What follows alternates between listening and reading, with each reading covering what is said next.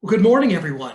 My name is Doug Poland. I'm an attorney at the law firm of Rathje Woodward and chair of the DMI Board of Directors. Thank you for joining us for our virtual July What's Up Downtown breakfast. For this morning's event, we are really thrilled and grateful to welcome Dane County Executive Joe Parisi to talk about the latest related to the COVID-19 pandemic and the county's response so far. Before we hear from County Executive Parisi, I wanted to share that we at DMI hope that all of you and your loved ones are staying healthy, that you and your neighbors and members of your community are caring for one another at this time. We also want to thank you for your continuing support of Downtown Madison Inc.'s work. We continue to do a tremendous amount of work, much of it behind the scenes and much of it that you don't hear about, to continue to support the downtown community during this time. One way you can help this effort is to participate in life downtown by patronizing restaurants, by patronizing places of business, and giving your support to the businesses that continue downtown. I don't know if you've had the opportunity to go downtown and take part in the city's streetery program, but it really is a wonderful way to get out downtown safely, enjoy a wonderful meal, support your community, and enjoy so many of the things that we love about downtown Madison that brings us together. Another way that you can contribute to the ongoing work of DMI is to become involved in our efforts toward promoting racial equity issues in downtown and throughout the city. This is work that we've been undertaking for the past 4 or 5 years, much more in earnest now, and this is work that is really intertwined with economic development downtown. As Mark Richardson, who chairs DMI's Inclusiveness Committee and is in our board of directors and on our executive committee, likes to say, economic development and racial equity and justice, it's not an either or, it's a both and. We need to do both. There can't be a solid economic foundation in the downtown or foundation culturally without the racial justice and equity that we are working so hard to promote downtown. There remains much work to do, though. As many people have probably seen, we have to acknowledge that there have been a couple of very ugly, racially motivated incidents of hatred and attempted intimidation downtown. And that is simply unacceptable to us at DMI. It is an unacceptable thing to have happen downtown, and it's something that we won't tolerate. DMI is working hard to ensure that everyone feels invited and welcome to participate in life downtown. Part of being part of a community and enjoying a downtown is taking the opportunity to express yourself, who you are, culturally, economically, politically, whatever it may be. And so this kind of intimidation and hatred is something that is not welcome, and we simply will not tolerate. So please join us in this important work, this work mostly that we're doing through our Inclusiveness Committee, but also through our Economic Development Committee, our Quality of Life Committees, and some of our other committees. We invite you, please, to participate and help in that work. You can certainly contact Jason Hillstrom, you can contact Mark Richardson, you can contact Ann Morrison, who chairs our Economic Development Committee as well. So with that, I'd like to move on to this morning's program. And before we hear from County Executive Parisi, I'd like to take this opportunity to thank our major series sponsor, Whipfly LLP, supporting series sponsors, Ho Chunk Gaming Madison, Michael Best and Friedrich, and State Bank of Cross Plains, and special contributors, the Edgewater Hotel and UW Health, Unity Point Health Meritor, and Quartz for their support of DMI and downtown Madison. I would also like to thank today's rotating monthly sponsor, Winona Bank. We greatly appreciate Winona Bank for their support of today's program and would like to welcome Ted Gunderson, Senior Vice President of Business Banking at Winona Bank, to briefly say a few words. Ted will be followed by Anita Mohammed, representing Whipfly LLP, followed by DMI President Jason Hillstrom to introduce our speaker. Thank you and welcome, Ted. Thank you, Doug, and good morning, everyone. I'm glad to be here with you today to represent Winona Bank. Over the past several months, our business banking team has been running hard to provide PPP loans to as many area businesses and needs as we can to keep their doors open and their staff employed.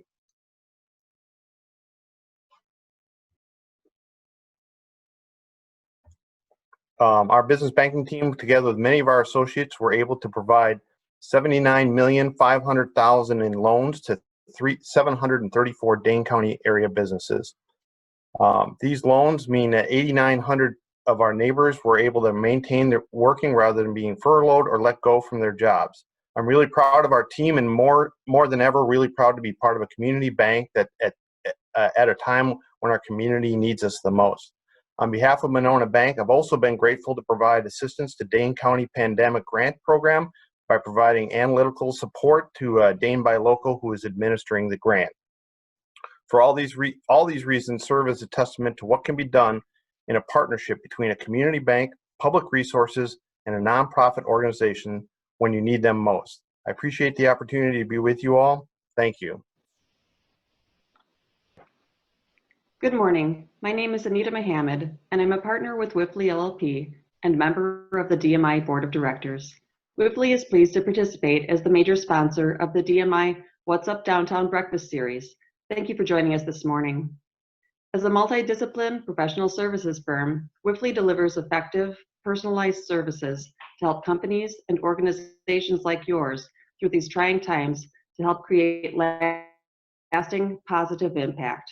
We are here to help leaders like you navigate this ever-changing economic environment, and we invite you to visit whiffley.com for industry-specific insights for financial institutions, construction and real estate, nonprofits, and more. Thank you for joining today's program, and I hope you are all safe and well. Good morning, everyone. My name is Jason Hillstrom, and I'm the president of Downtown Madison, Inc. We're very excited to have you all here today for, I think it's our fourth or our fifth virtual What's Up Downtown Breakfast. Obviously, we wish we were all together, but this has been a great avenue for us to get information to you guys and to have great discussions about our community. I would like to double up the efforts and say thank you to our sponsors. To Whiffley, thank you, Anita, so much for your presenting sponsor. To Ho Chunk Gaming Madison, to Michael Best, to State Bank of Cross Plains, the Edgewater Hotel, UW Health, Unity Point, Meritor, and Quartz, and certainly to Ted and the team at Winona Bank. That was great to hear how much you've done for the community, particularly with the PPP loans. Those have been so important for so many of our members here at DMI. So thank you, Ted and the team at Winona Bank, very much. And I want to say a personal thank you to all of you guys. It's been really amazing having all the members join us for these conversations, participate in our meetups, participate in our committee meetings. We wouldn't be here without you guys. So thank you for your continued support. I know it's not the same as all being together, but we really do appreciate you guys paying so much attention to us and being so active in these difficult times. We really do appreciate it. And most, as Doug started with, we hope you all are doing well and are staying healthy. This morning, we have a very important conversation with County Executive Joe Parisi to discuss what's happening in our community with COVID-19.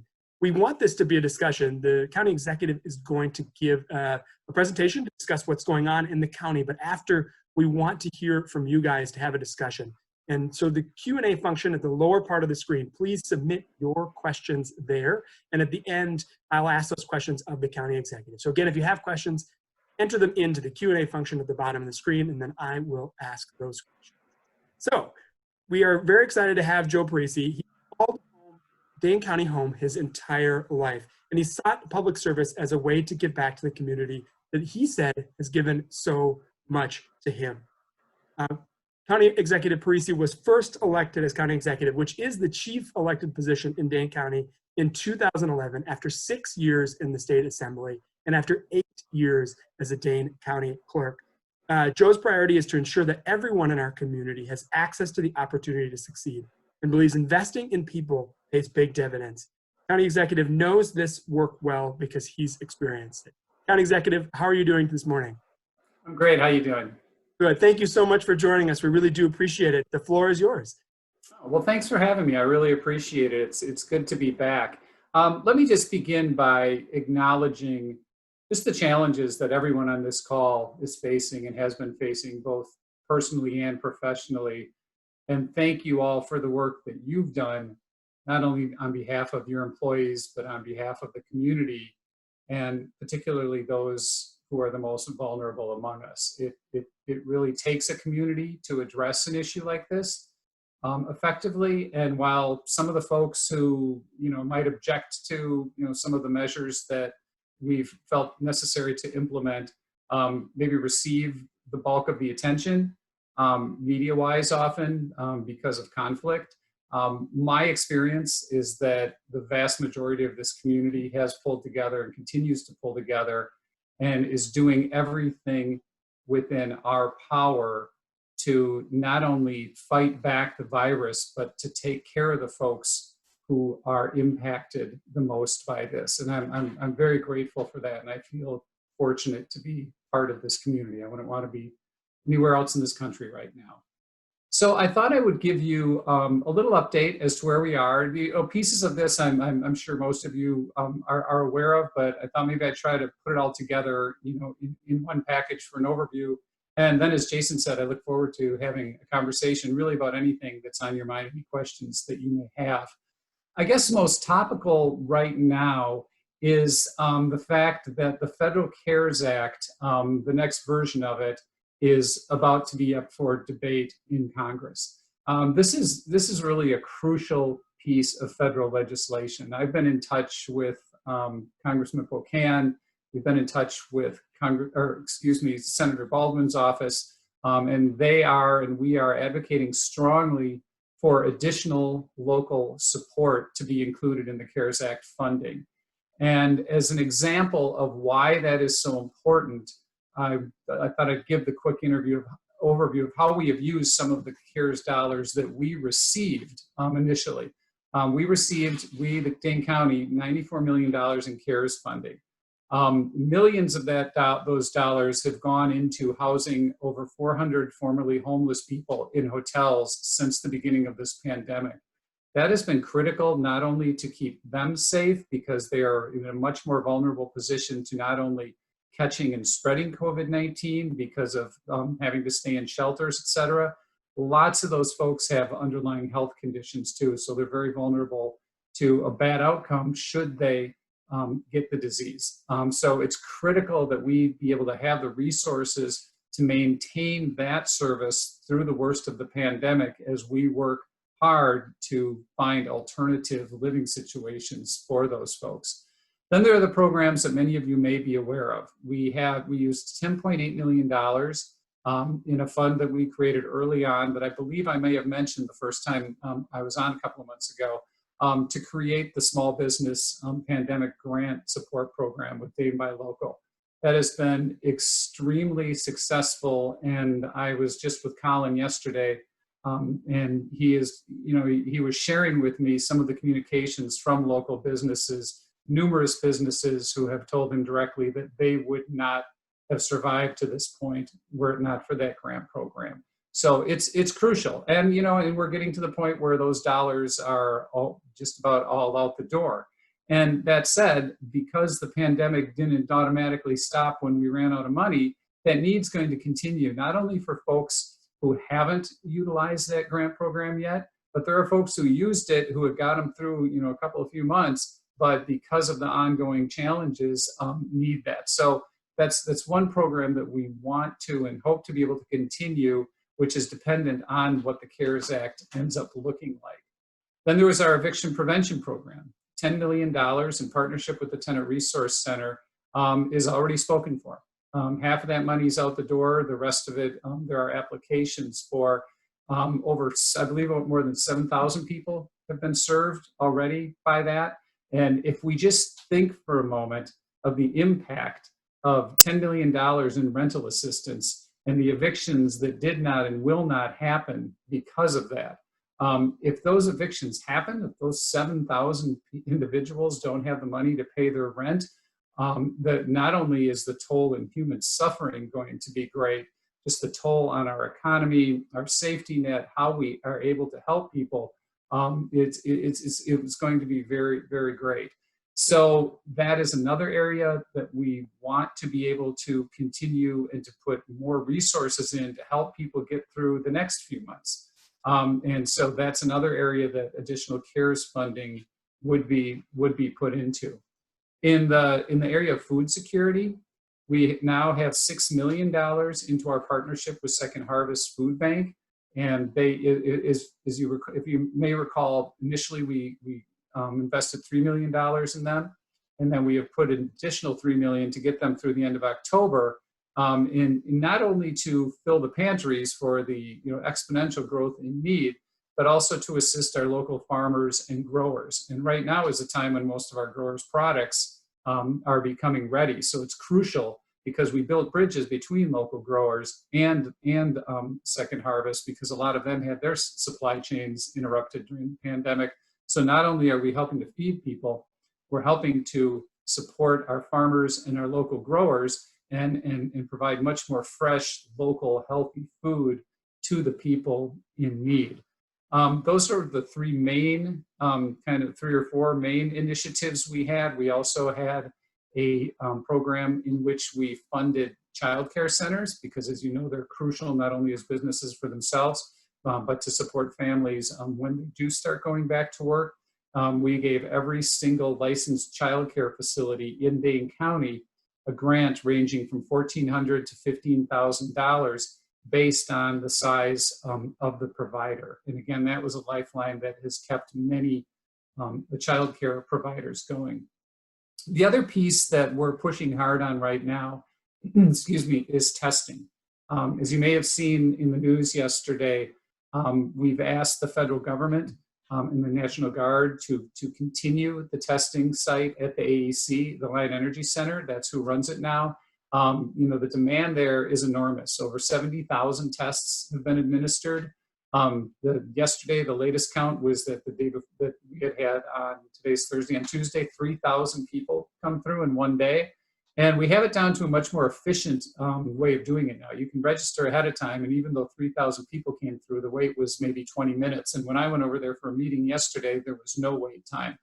So that's really critical to our ability to not only monitor the extent to which COVID is in our community, but to do the contact tracing to give us an idea of where people are getting it, and to be able to contact people who may not know they were in contact with someone who was positive so that they can isolate themselves. It's just crucial to our efforts to identify and slow the spread.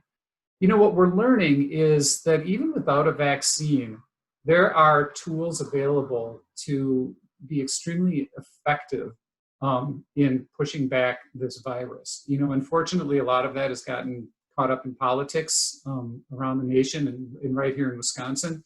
We're seeing that the states that throw out their guidelines early, Florida, Texas, Arizona, they're being overwhelmed. It's like watching the earlier footage of New York City. Their ICUs are overwhelmed. They're shutting down admissions to emergency rooms. It's extremely sad to watch the human toll of suffering when we know basically how to prevent this now. Different study comes out every day that talks about the efficacy of wearing masks. One study showed that if it estimated that if 80% of people wore masks, you could reduce the spread of COVID by 60 to 70%. These are enormous numbers. That's just from masks, because as you know, the guidance has evolved. Initially, folks said, well, it doesn't matter if you wear masks. What the science tells us now is not only do masks help protect individuals from, say, if I have it, all the people around me from me getting it, because it greatly cuts down on the spread. But it actually also now has been shown to help the individuals who are wearing the mask. I saw two studies cited that looked at, there were two case studies of a seafood factory, and I believe, I don't know if it was a chicken factory, I would have to go back and look, but factory type settings where there was a COVID outbreak and everyone was wearing masks. And of the people who got COVID, 95% of them were asymptomatic. And the science behind this is that the amount of virus that you receive in a dose can greatly impact how the disease unfolds in you. And so not only does masking help prevent to a great extent, the emerging science shows that it can even make your symptoms less severe should you contract it. And so if you combine masking and proper sanitation and physical distancing, there are papers now that are suggesting that even that alone, if people could adhere to that, could beat back this virus to an extremely manageable state. And that's before there's even a vaccine.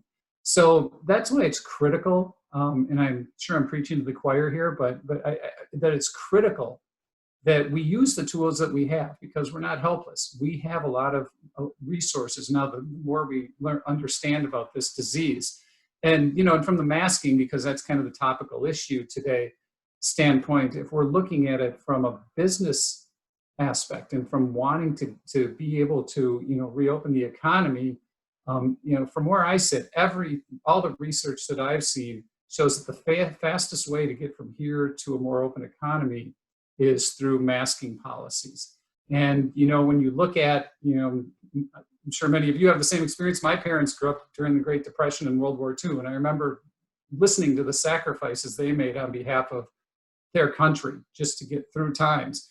And when you compare that to, having to put a piece of cloth over your face for a few months until things get better, it doesn't seem like that heavy of a lift. And so, I'm glad to see that the vast majority of folks are on board with this and are, as we learn more, are understanding the science and the importance of us pulling together as a community, because as I said, we do have tools.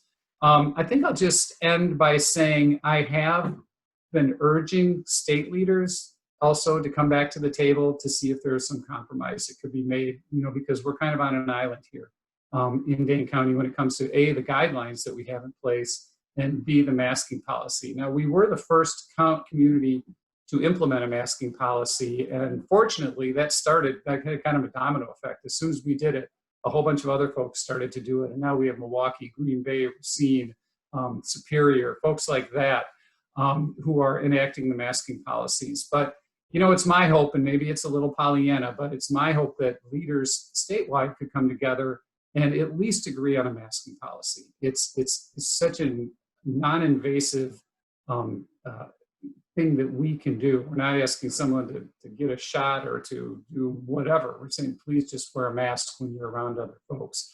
So we'll see how that goes as the science continues to evolve. Hopefully more local communities will also do this, because as you guys know, literally tens of thousands of people come in and out of our community every day from surrounding counties. And so that's the challenge we face, because our hospital system, it is impacted by not just what we do in Dane County. UW is a regional system that goes way beyond our borders and even into other states. So what other people do does impact us. So the more we can lead by example and show that what we're doing is impactful, hopefully it will help others do the same. So I think I'll stop there, and I'm happy to answer any questions or address any other issues if folks would like me to. Perfect. We've got lots of questions. And again, remember, if you want to ask a question, use the Q&A function just at the bottom of the screen. Submit those questions, and I will ask those of the county executive. The first, I think, is a question to the first topic you brought up about the CARES Act and what the federal, and then just at the end, what the state government could do to help. I think, as you eloquently said, we're on the edge of an even deeper economic crisis, right? Businesses are running out of money, and the average resident is running out of money, right? You talked about the evictions, but there's also the $600 extra in unemployment that is to expire in a week's time. And I think that the economic hardship on many of us in the community, including our employees and our friends, become a lot more difficult. Where do you think the CARES Act is going to fall? I mean, will money be coming to local governments to assist with projects like you mentioned, with Second Harvest, with the Tenant Resource Center, to get the resources, with the Dane Buy Local, which was amazing, $10 million to small businesses? Where do you think that is, and where do you think will actually come out to help Dane County? Yeah, it's really hard to tell right now. I mean, predicting what the federal government's going to do is really a challenge. And I think folks on both sides of the aisle see the need to deliver something. And so I'm hopeful, given the fact that, and I'm not being partisan, I'm just stating fact, right? I'm hopeful, given the fact that the House of Representatives is majority Democrat, that frankly the Democrats are the folks who want more dollars coming in. And I know Representative Pocan is very set on fighting for those dollars and understands it. And the Republicans want some things. So hopefully they can come together and find a compromise, because I think what's important for folks to remember, certainly in the federal government, is we're not asking for indefinite assistance, right? I mean, we don't know what the exact date's going to be, but there is an end on the horizon. It's going to be a long, difficult journey till we get there. I mean, sometimes it boggles my mind that we've only been in this for 4 months now, right? It seems like a long time, but we've got another 6, 8, 10 months of this, but it will end. So it makes sense to throw some lifelines to keep people where they're at. Because if we look at it, as we mentioned, and we all know from any perspective, if you can keep people in their homes, keep people in their apartments, keep people fed, keep businesses at least alive till the worst of this is over, the recovery is going to happen so much more quickly, and there will be so much less human suffering. So, cautiously optimistic that there will be some kind of compromise. I don't know if we can expect as much as through the first bill, but whatever we can get, we certainly now have the models in place and know where the need is, and it would be invested very efficiently and effectively. I mean, that said, I would urge everyone, if you'd like, to contact your federal legislators and, urge them to support additional local funding. Yeah, it depends on how they structure it too, because the first time around, Dane County was fortunate that, communities over 500,000 got direct payments instead of having to go through the state. Hopefully they do it that way again, because when you go from the federal government to the state government to the local government, it's just more bureaucracy and it just takes longer to do what's needed. I think that's an important point that he just made. I think it behooves all of us to contact our local and our federal officials to make sure that the funding is there. That message does matter. Someone that used to work for Congress, it does make a difference. So your voice can be heard. I think a question about testing. And we've seen some relatively good news in declining rates in Dane County. There are only 34 cases on Tuesday from a high of last week of 102. The rest of the state is maybe not doing as well. What do you put that down to, that Dane County doing well, at least doing better right now? Yeah, I think it's directly attributable to, having to put the guidelines back in place and dial back, unfortunately, as well as the mask order.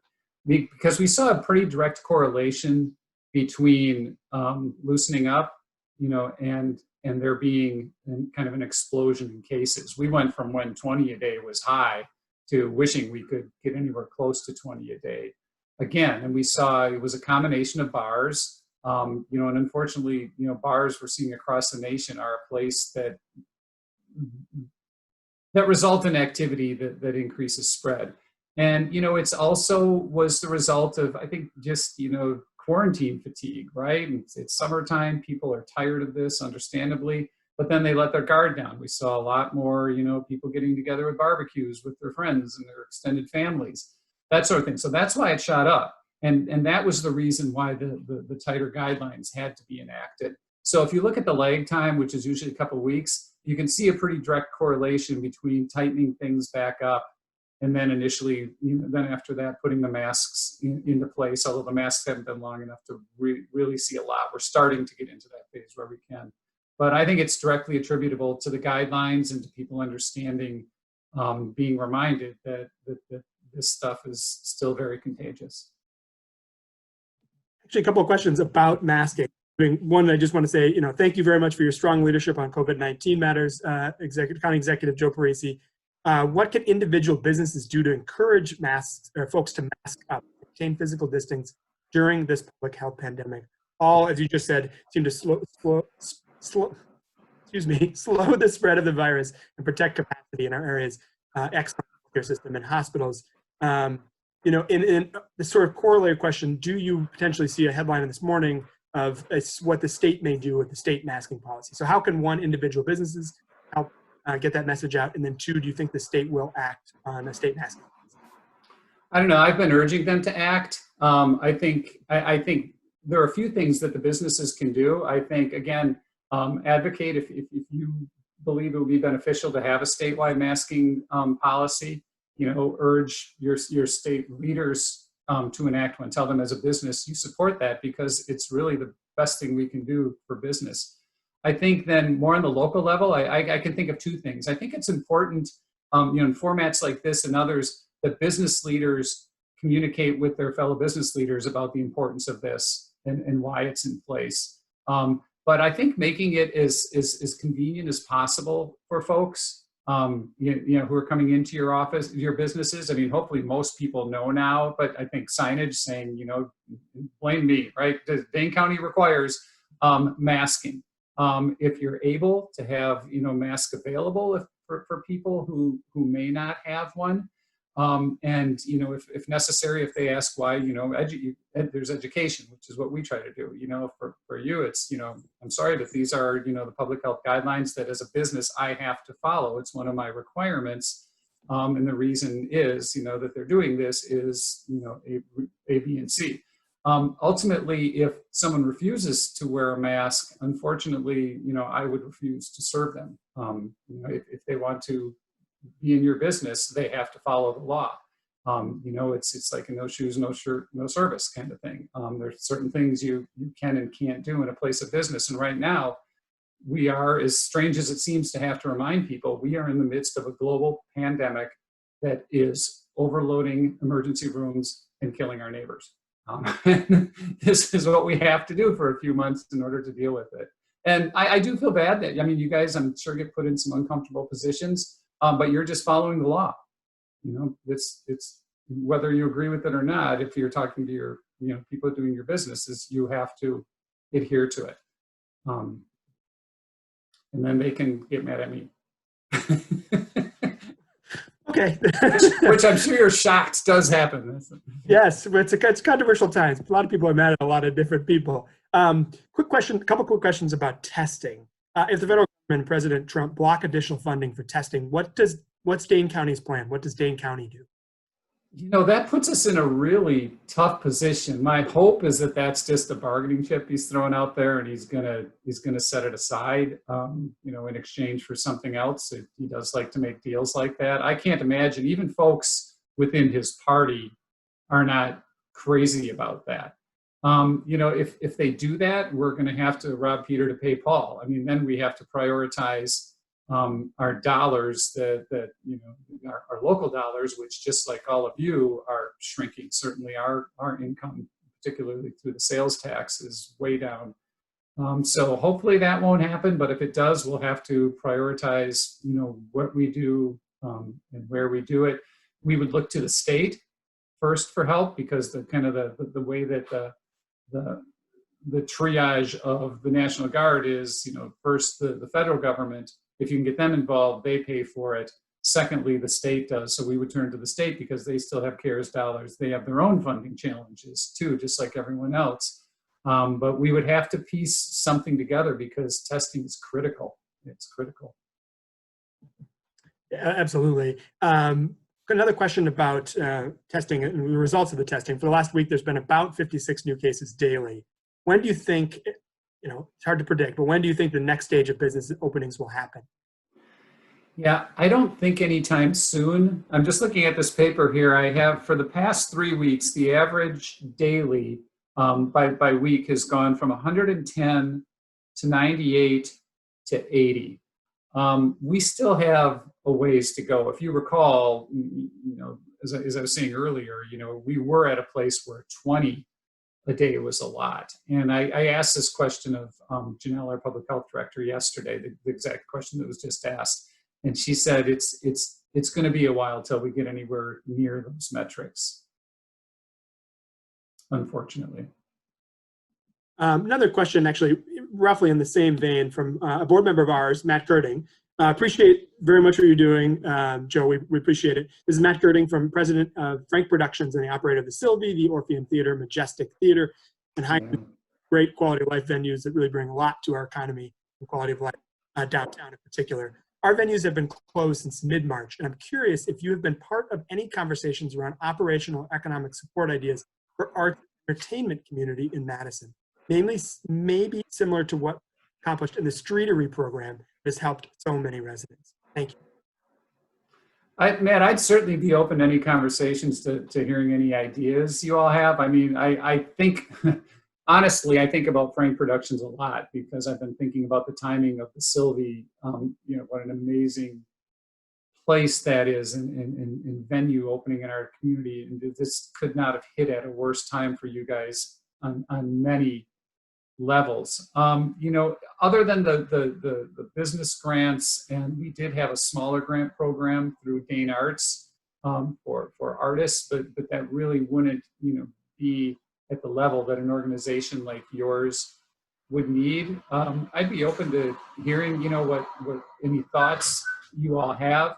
the caveat obviously is anything we do has to conform with the guidelines, the public health guidelines. But, if you want to reach out offline sometime, be happy to chat with you guys about that.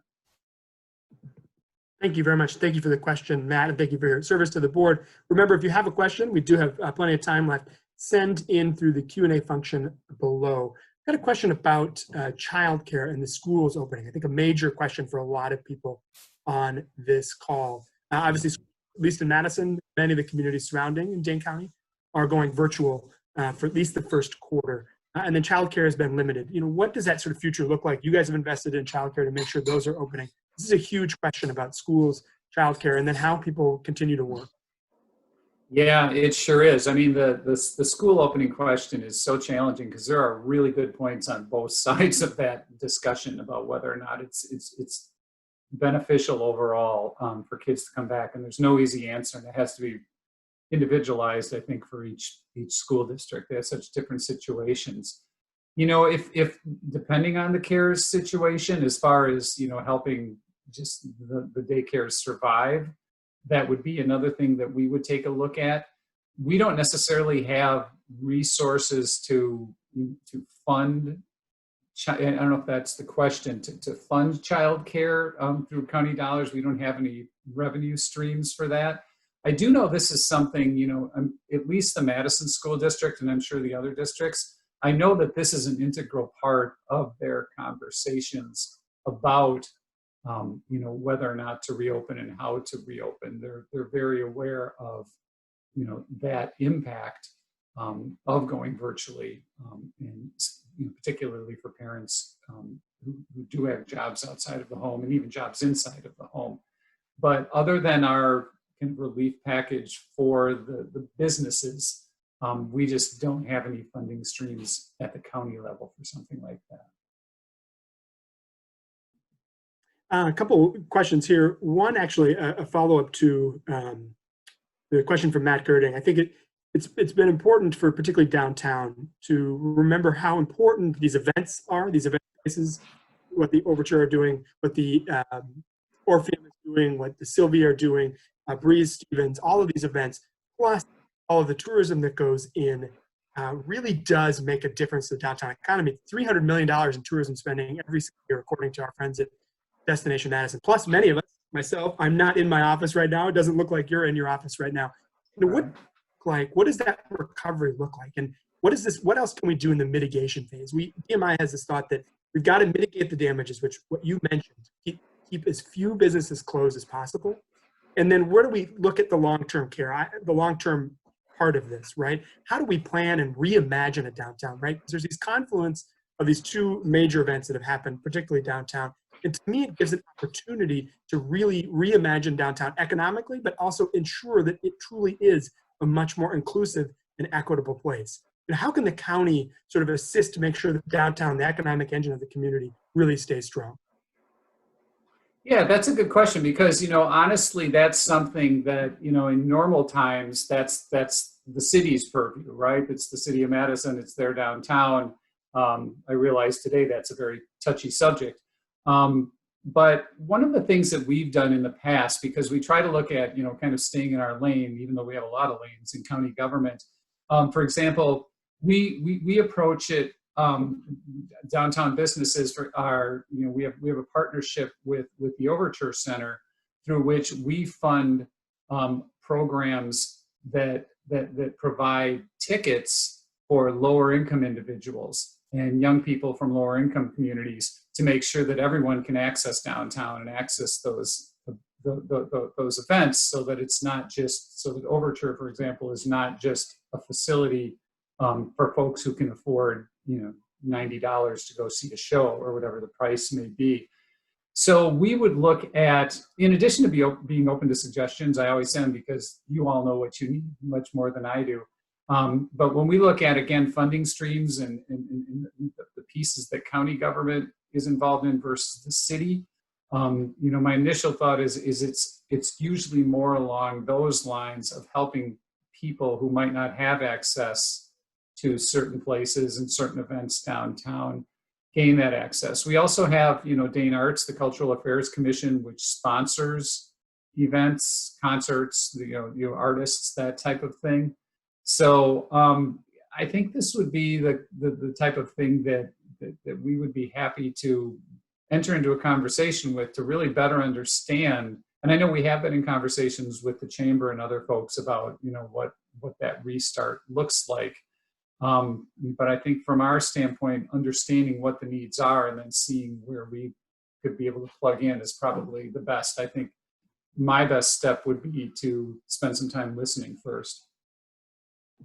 Well, perfect. Thank you. We're certainly open and willing to have that conversation. I think from our vantage point, one of the positives of COVID-19 has been that the working relationships between many of these civic organizations has become even stronger, right? So the Chamber, Destination Madison, United Way, Community Foundation, MadRep, whoever this is, it really has tightened that community. We really are working better together. So absolutely have many of those conversations. We have a question about local budgets, and just a quick quote: state and local tax revenues will fall by about $150 billion, exceeding the $100 billion decline experienced during the entire Great Recession. Moreover, spending has soared as states boost expenditures on unemployment insurance, healthcare, policing, and other things. Worse, unfortunately, budget shortfalls will be even larger in fiscal year 21 and 22, necessitating even more cuts potentially to public service. So what can we really expect for local budget cuts on a local level? That's a big question, but I think it's of a lot of people's minds. Yeah, welcome to my world. That's insight into my business. But we're facing the same thing all of you are facing, right? The challenge for us is a decrease in resources and an increase in need. And we are, a major piece of the safety net. People turn to us. The people in other businesses who lose their incomes turn to us, as we've seen from the beginning of my talk. If someone is losing their home, if someone's business is going under, if someone is hungry, we have to be there for them. At the same time, so I have a little over $500 million operating budget. About 68 million of that this year was supposed to come from sales tax. That's not going to happen. So just to get through this year, I'm probably facing at least a $20 million hit, if not more, in the sales tax department. So we're focusing a lot on, getting through this year. We have a hiring freeze in place. Unfortunately, as you know, we had to furlough about 20 people from the Alliant Energy Center because, as like the Franks, our business just disappeared overnight. We're looking at other belt tightening as we go, trying to understand what the flows are. We were blessed to get the federal CARES dollars because it did allow us to do all of that safety net work. I have asked my department heads, we're currently looking at the 2021, putting together the 2021 budget, and it's in the stage where I've given guidelines to my department heads, and within about a month, I'll have their recommendations turned into me. And for larger departments, I'm asking them to provide 5% cut scenarios, and smaller departments, 2.5% cut scenarios. I'm letting people know that, unlike the past few years, in which we've been doing very well, our economy, our revenues have been doing good, we've been doing a lot of program building, that this year our goal is survival. It's keeping what we have and focusing our resources on helping people get through. It's going to, and as the question or the statement you read mentioned, I mean, the next couple of years, like all of you, I'm in this year's budget, I'm looking at next year's budget and thinking about the year after that's budget. And so it's probably very similar to a lot of the processes a lot of you go through. We have to live in the moment while living, 6-7 moves down the chessboard. So it's my hope countywide that we'll see some belt tightening, but that we'll be able to maintain most of what we have right now. And if we can get the CARES dollars, we'll be able to provide a lot more help that's really needed. But we shouldn't be expecting any big new initiatives. Well, we certainly do not envy you or anyone running local governments. It's very difficult work right now. Another question about COVID-19, and where are we at the progress on looking out for the safety of those currently incarcerated amongst COVID-19 in the Dane County Jail? Yeah, so everyone who comes into the jail now is tested and isolated, when they first come in until that test comes back. And if someone does test positive, they are quarantined. There's a medical service that the sheriff has within the jail, so there's nurses and healthcare. So they have it pretty well under control right now. Over time they had a number of positives, but as testing has become more available and we've all grown a greater understanding of COVID, they've gotten it under control. As you know, that there's actually kind of a backup in the courts right now because they haven't been moving people through the system. So they're down to, I think their population is just over 500 right now. It's usually around 750. So they're able to achieve physical distancing right now, and they're doing a lot better than what we read about in a lot of other places. Do you have an update potentially from District Attorney Ozana as to how long that backup will take to get through? I mean, I know very few of the courts are right now, but how long the backup caused by COVID will take to get through? Yeah, I'm not sure. I mean, I think part of that depends on how and when we can start to open a little more. My guess is it's going to be months and months once it starts. I think it's going to be that way for a while. So that's one of those semi-unknown factors based on how things unfold from a health perspective. All right. Do you mind a few non-COVID related questions? Is that okay? Yeah, sure. Go ahead. All right, great. I actually welcome them. Well, I don't know. Maybe the next question. Can the county executive update us on the county jail project? And do you support Supervisor Doyle's resolution to halt the project? There are a lot of conversations going on right now. The project it's for all practical purposes right now, what they're doing, the county board has a process by which they are looking at a number of questions, including some of the questions in Supervisor Doyle's resolution. So, I don't know where that resolution is going to end up and what it's going to look like because things get changed, as things move through. But I do know that their process, and that's up to the board, I do know that their process is asking questions like, okay, we went from about a 750 ADP down to about a 500. So why is that?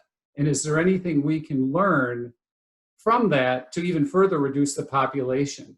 So as folks may recall, a number of years ago, we were up at about 1,000 ADP, average daily population in the jail. And, we've put in place a number of efforts, community restorative court, investing money in treatment and diversion. Sheriff has a lot more people out on electronic monitoring. But there are a lot of players and a lot of factors that go into a jail population. It's how many people are arrested, what happens, how are they charged, et cetera.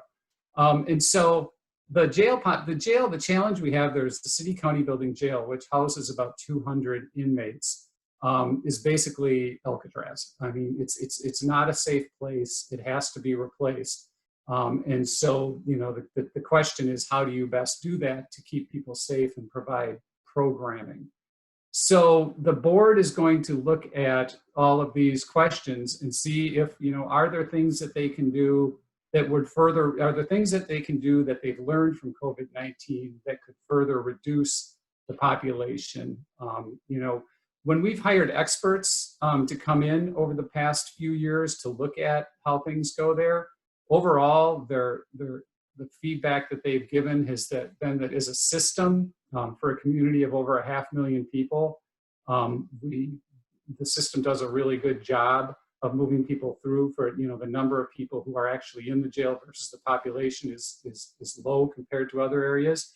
The disparities are not low, and that's something that we focus on intently, and that's something that I know the board is going to continue to look at. So hopefully there are some things that can be learned from what happened during COVID-19 to further reduce the jail population. But my understanding is that a lot of it is just because cases haven't been going to court. another topic that actually things have changed dramatically since the rise of COVID-19 is the men's shelter. And obviously that for years was at Grace Episcopal Church right downtown. Clearly that was not a space that was sufficient, maybe for a long time, right? We were not treating our most vulnerable people in the way we should have. And the city and the county acted very quickly and moved the guests out to Warner Park. Obviously that's not a permanent solution, and we know that going back to Grace Church is also not a permanent solution. Do you have any updates on finding a new location for a men's shelter for the homeless and working with the city, obviously, directly on that project? Yeah, there's a city-county staff team that is actively looking at properties throughout the city to identify areas. And I don't have any specifics locations to report because they're still in the looking stage, but there are some places that they've kind of zeroed in on that they think are potentials that they want to do some more research into.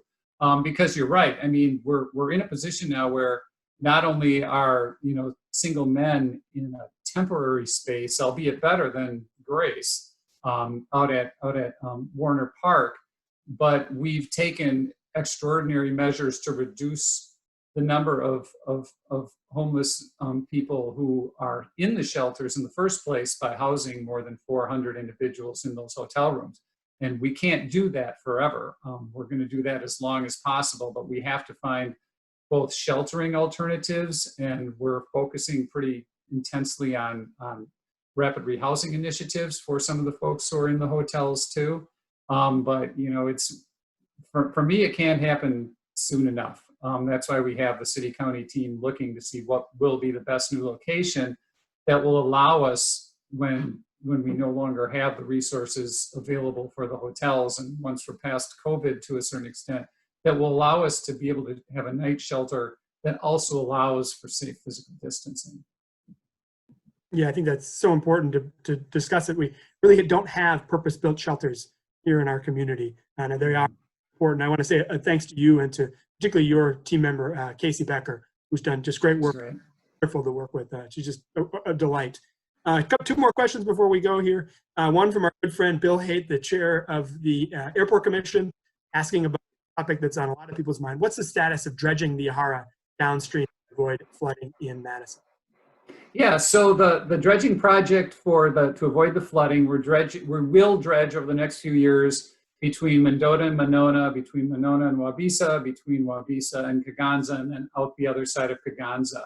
Right now, as we speak, we're dredging in between Winona and Wabisa, and we're staging it in a way to not cause more trouble while we're doing it than we're fixing. If we started in between Mendota and Winona, and all of a sudden we just opened up the gates at Mendota, we could see flooding downstream. So we're in Upper Mud Lake now, between Winona and Mendota, and then we will go down from there over the next few years, and then potentially at this point, we're looking at the final stage being between Winona and Mendota. But that project is underway. This year, we contracted out for the service. In my 2020 budget, as I said before, I was working on 3 different budgets at once. The current year, we have money in to hire hire personnel and purchase our own dredging equipment, so that beginning next year, we will be doing it ourselves, which gives us much more control over the project. We can get in there sooner. We don't have the uncertainty of putting it out for bid.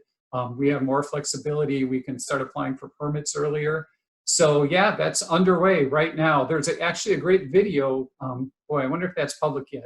If it's not, there soon will be, on the Land and Water Resources section of the county webpage. We have updates both on the Suck the Muck projects, and we have an update that's, if it's not out there, it should be out there real soon, about the dredging, that shows the actual dredging, shows the pipeline, and then where the stuff they dredge is going to. Well, awesome. We'll work with your team to try to get that to our members. The question here, we've heard a lot on the national news about testing results now taking 2 to 3 weeks to come back. What's the turnaround locally like right now? It's days now. At the height of when it was, like about a week or 2 ago, there were sometimes it would take more than 5 days to get negative results back, just because they were overwhelmed. But positive results are within the most a few days right now, and usually sooner than that, because that's a smaller pile, and those folks, get called immediately. So it hasn't been, to my knowledge, as much of an issue here recently, other than some folks who are negative having to wait a little while. Well, as you said that, someone just chimed in and said they just got tested and it was within 24 hours of the results. So Excellent. that actually is hugely important on keeping our numbers down. So that is great. All right. My last question for you is, this has been tough times on so many levels for our country. At times it honestly feels like the country's pulling itself apart. What has been the positive for you that has said, wow, this has really been quite helpful for our community, something you've learned that kept your spirits up to keep up the hope? Yeah, so what I see, I think I would maybe harken back to an earlier comment. The bad stuff gets a lot of coverage, right? And that's what gets a lot of focus. But what I see, what keeps me going, is I see a community coming together, and I see people making sacrifices, and I see people caring deeply about their neighbors. And that, from where I sit, that's the real story. And that's the vast majority of the people in this community. They're doing the right thing. They're helping their neighbors. Just look, there are so many things people have done, both financially, and early on, I call through and talk to all the local village boards and town chairs and mayors, et cetera.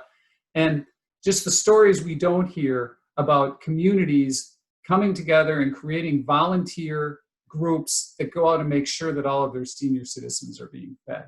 The people who have donated hundreds of thousands of dollars toward eviction prevention funding, people who have done everything they can to keep their employees hired. That's the story I see on the ground. I see the community that I know we are, and that maybe doesn't get as much of the public attention. And that's what keeps me going. People really care about one another in this community, and they make a real difference in people's lives.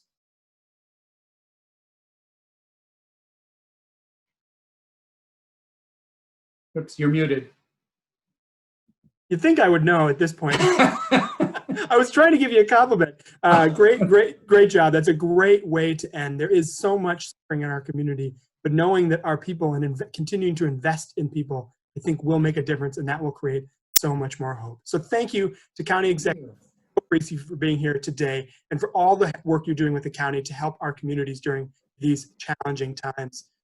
As always, DMI is here to help. County Executive, anything from us and our membership, please let us know. To wrap up, I want to absolutely thank our sponsors. We wouldn't be here without you guys today. Whitley LLP, Ho-Chunk Gaming Madison, Michael Best, and Friedrich State Bank of Plains, our monthly sponsor, Winona Bank. Thank you, Ted. The Edgewater Hotel. Thank you, Amy. And UW Health, Unity Point Health Meritor, and Quartz. We appreciate everyone being in attendance today and for joining us. Know that we have, honestly, about a dozen virtual meetings per week. So please check out our website and join us for any of those conversations. We would love to have you there. Ways to meet new people in different ways. We also have a quick survey at the end. We love your feedback of what we're doing, so please complete the survey. That would be very helpful. Most of all, we want you to do well, stay safe. Thank you, everyone. Thank you for joining us. Have a great day.